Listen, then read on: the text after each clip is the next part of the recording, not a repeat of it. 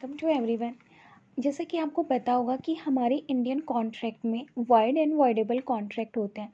मैं यहाँ पे आपको वॉइडेबल कॉन्ट्रैक्ट से रिलेटेड कुछ बताना चाहती हूँ, क्योंकि मैंने ऑब्ज़र्व किया है, हमारी एक प्रैक्टिस हो जाती है जब भी कोई हमसे पूछता है कि वॉइडेबल कॉन्ट्रैक्ट क्या होता है। हम क्या बोलते हैं, वॉइडेबल कॉन्ट्रैक्ट ये होता है कि दूसरी पार्टी के पास ये ऑप्शन होता है कि वो कॉन्ट्रैक्ट को वॉइड करा सकते हैं। नहीं, ऐसा नहीं है। जब आप डेफिनेशन में आइएगा तो आपको कुछ लीगल वर्ड्स पता चलेंगे और उस वर्ड को मैं यहाँ पे समझाऊंगी, तो आप खुद समझ जाओगे कि आप इस वर्ड को फिर दोबारा कभी यूज़ नहीं करोगे। अकॉर्डिंग टू सेक्शन 2I के अकॉर्डिंग जो डेफिनेशन है वाइडेबल कॉन्ट्रैक्ट का, वो क्या है? An agreement an agreement enforceable by at the option of one or more parties but not at the option of other or other parties. तो आपको एक बात समझ में आ रहा है कि इसमें क्या दिया हुआ है, कि कोई एग्रीमेंट है जो कि इन्फोर्स करवाया जा सकता है एक पार्टी के ऑप्शंस के द्वारा, but not at the option of other parties. तो आपको बताती हूँ मैं क्यों, यहाँ पे बहुत इंपॉर्टेंट है जान लेना कि हम वॉइडेबल नहीं करवाते, हम इन्फोर्स करवाते हैं। जैसा कि आपको पता होगा कि एक पार्ट जब भी कॉन्ट्रैक्ट होता है, जब भी वॉइडेबल की बात आती है, तो क्या होता है, एक पार्टी ने क्या किया होता है दूसरे पार्टी को, या तो इनिशियल डेज में ही जब कॉन्ट्रैक्ट का जब फॉर्मेशन होता है तभी वहाँ पे वो फ्री कंसेंट नहीं होता है, या मिस रिप्रेजेंटेशन होता है, फ्रॉड होता है, मिस्टेक ऑफ फैक्ट होता है, अनड्यू इन्फ्लुएंस होता है। ये हो गई जब आप कॉन्ट्रैक्ट को फॉर्मेशन कर रहे हो। और एक होता है क्या कि कॉन्ट्रैक्ट के फॉर्मेशन में तो कोई कमियां नहीं थी, फ्री कंसेंट भी था, फ्रॉड भी नहीं था, कुछ भी ऐसा नहीं था, बिल्कुल सही कॉन्ट्रैक्ट था और बिल्कुल अच्छे तरीके से कॉन्ट्रैक्ट का फॉर्मेशन हुआ था। बट कॉन्ट्रैक्ट का फॉर्मेशन होने के बाद क्या हो रहा है कि जो अनदर पार्टी है ना, वो क्या कर रही है कि वो जो उसको परफॉर्म करना था, कुछ भी कॉन्ट्रैक्ट होता है तो ऑब्वियस सी बात है कि दोनों पार्टी को कुछ ना कुछ परफॉर्म करना होता है।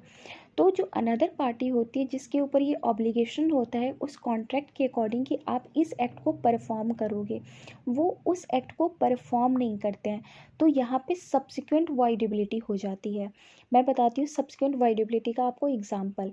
जैसे कि केस का फाउंडेशन, जैसे कि किसी एग्रीमेंट का ये फाउंडेशन ही होता है कि आपको इस सर्टेन डे पे, आपको इस कार्य को पूरा करना है। जैसे कि आपको किसी भी प्रोडक्ट को डिलीवर करना है, इस डे को ही करना है, कि इसका फाउंडेशन ही वो है, क्योंकि वो कॉन्ट्रैक्ट का नेचर ही ऐसा है कि उस डे में ही उस प्रोडक्ट की नीड है, आपको उस डे में ही उस चीज़ को वहाँ पे डिलीवर करना है।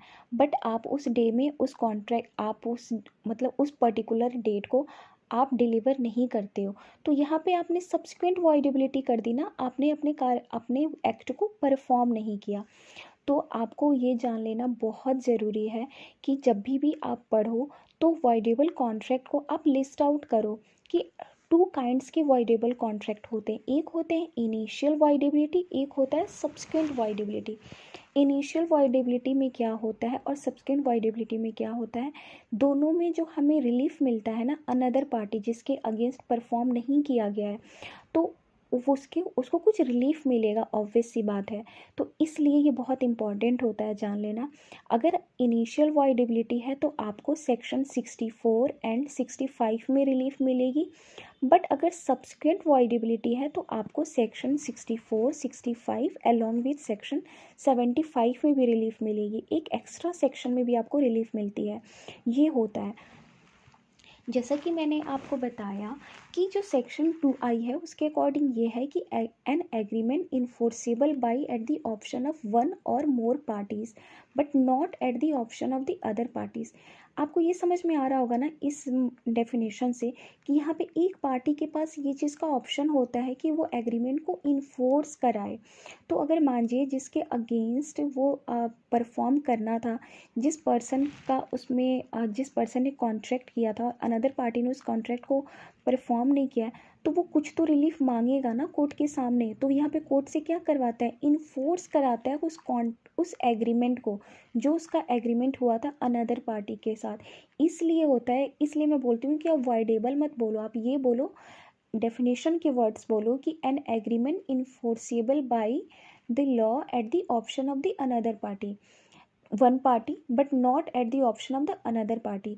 तो ये इन्फोर्सेबल बाय लॉ का जो मतलब है वो आपको समझ में आ जाएगा। जब वो कोर्ट के पास जाएंगे तो कुछ वो रिलीफ मांगेंगे, रेमेडी मांगेंगे, डैमेजेस मांगेंगे। तो अगर इनिशियल वाइडेबिलिटी होती है तो वहाँ पे सेक्शन 64 65 में आपको रिलीफ मिलेगी। बट अगर सब्सिक्वेंट वाइडेबिलिटी है तो आपको सेक्शन 64 65 अलॉन्ग विथ सेक्शन 75 में भी आपको रिलीफ मिलेगी। मैंने आपको काइंड्स बता दिया कि इनिशियल वाइडेबिलिटी होती है, सब्सिक्वेंट वाइडेबिलिटी होती है। रिलीफ के सेक्शन भी मैंने बता दिए आपको, बट मैं आपको एक टास्क देना चाहती हूँ। मैं चाहती हूँ कि आप पार्टिसिपेट करो मेरे साथ, कि आप बताओ कि इनिशियल वाइडेबिलिटी के कौन कौन से सेक्शन हैं एंड सब्सिक्वेंट वाइडेबिलिटी के कौन कौन से सेक्शन हैं। मैं थोड़ा सा एग्जाम्पल हिंट दे देती हूँ आपको। इनिशियल वाइडेबिलिटी का मैंने आपको बताया ना कि फॉर्मेशन ऑफ द कॉन्ट्रैक्ट में ही कोई कमियां होती हैं, वो होती है हमारी इनिशियल वाइडेबिलिटी। जैसे मैं एक छोटा सा एग्जांपल दे देती हूँ। हो सकता है कि पार्टी ने फ्री कंसेंट ना दिया हो सकता है पार्टी ने फ्रॉड किया हो जब कॉन्ट्रैक्ट फॉर्म हो रहा हो। तो आप मुझे सेक्शन बताना इनिशियल वाइडेबिलिटी के। सब्सिक्वेंट वाइडेबिलिटी का मैं आपको बताती हूँ।